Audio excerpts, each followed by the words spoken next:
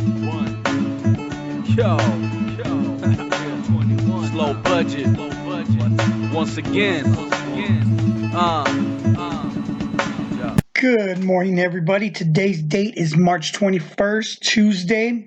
Great morning out there. It's a little cold today, but man, we should start getting these summer months coming up pretty soon. Don't have much to talk about today, so it'll probably be a short show. I was asked yesterday, I said today I'd give an update on my push-up challenge. Still going strong. I feel I can do it the whole year. I'm going to try my best. Today is actually day 80 of my push-up challenge, so today I have to do 80. I already did 30 of them. But by the end of the day, I will have done 3,240 push-ups. Day 80 of my push-up challenge. Still going strong.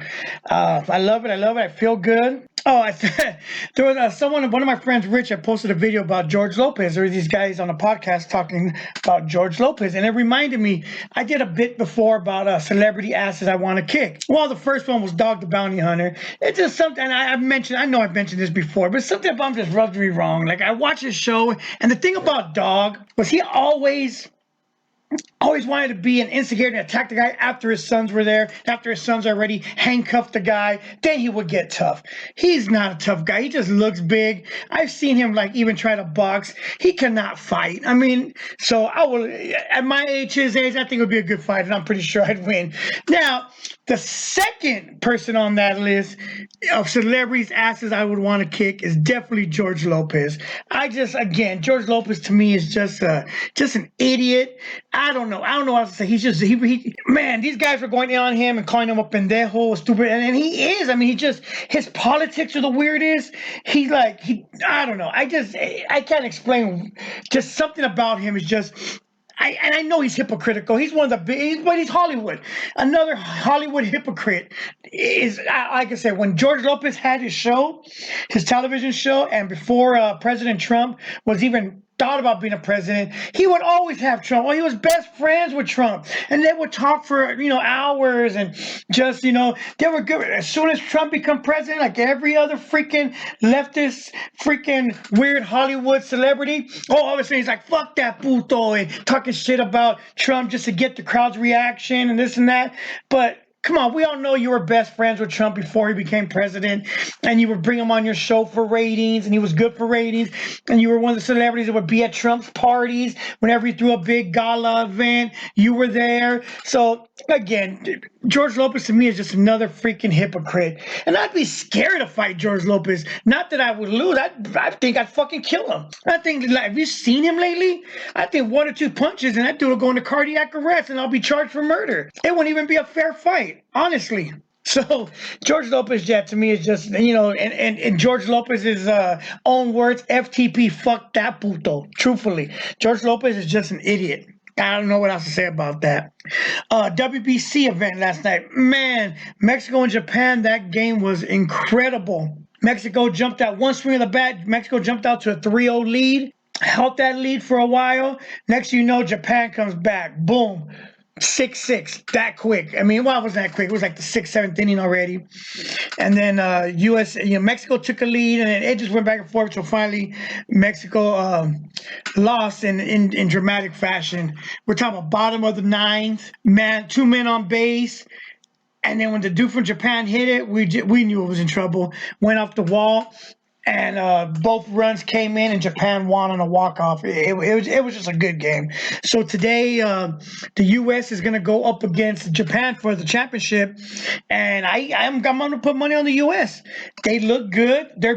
Japan was averaging, I think, something like 9 runs a game. U.S. was averaging 7. But after last night's game, we just noticed that I think Japan was just playing. They weren't playing the kind of competition that the U.S. was playing. So I think the U.S. could pull it off. Japan has Yu Darvish on the mound, and he's 36 years old. He actually pitched in the first Japan's win. That was 20 years ago when he was a 16, 17-year-old kid. So, yeah, it's going to be a great game. And, of course, let's go USA. I wanted to see USA-Mexico, but didn't happen. And something interesting about Japan, I was talking about Japan, Korea, all those Asian countries in general. I mean, unless you've seen some of the videos I've seen, you probably wouldn't believe it. Let me give you an example. They're just the nicest people, nicest places. One of the Japan games a couple weeks ago or last week, Otani hit a home run. a big blast, and you know the balls are worth money. This lady caught it. What happened was the craziest thing. That ball was passed around the stadium for 2 hours. Everybody was taking, there's videos of it. Everybody was taking pictures with the ball, you know, and then 2 hours later, she got the ball back. Can you, I mean, try to process that. Think about that for a second.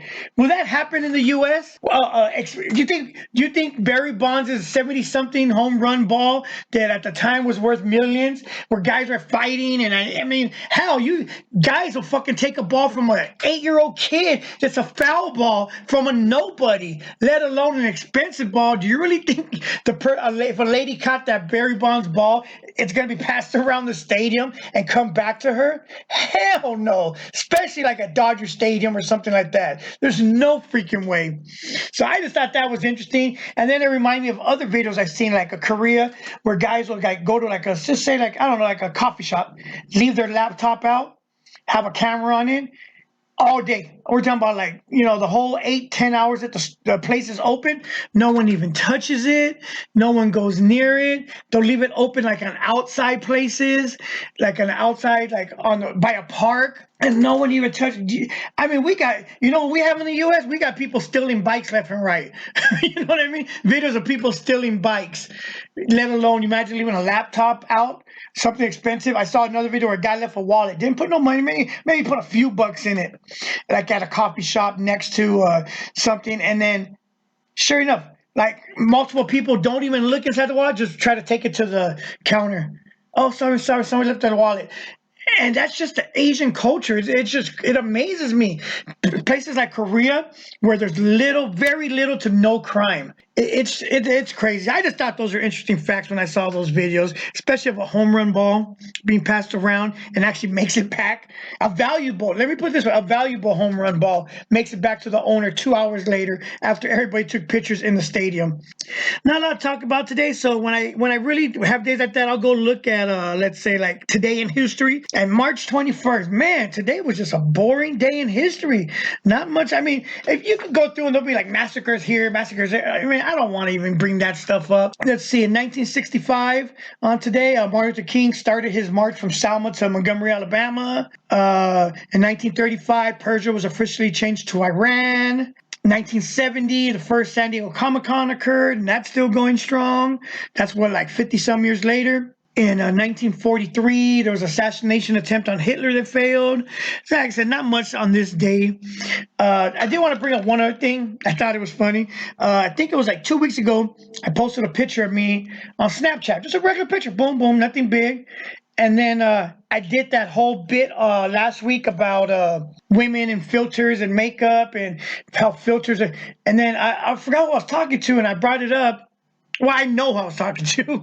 And so I brought it up, and then someone was telling me, well, you just posted a picture with you on a filter a week ago. I was like, there was no filter. I don't even know how to freaking do filter. You know how Snapchat illiterate I really am? You have no idea. I don't even know how to do filters. Oh, that picture was filtered. I was like, I brought out my camera. Look, just took a picture. Look, this is what I'll post this right now. No filter. Oh, there is a filter on that.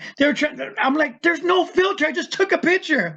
So I don't know. I'll take that as a compliment at my age. And if I take a picture and someone think it's filtered, hey, that to me, I'll take that. And like I said, I'll take compliments where I could get them because they're far and few in between. But yeah, I just brought that up. So I posted another picture yesterday with me.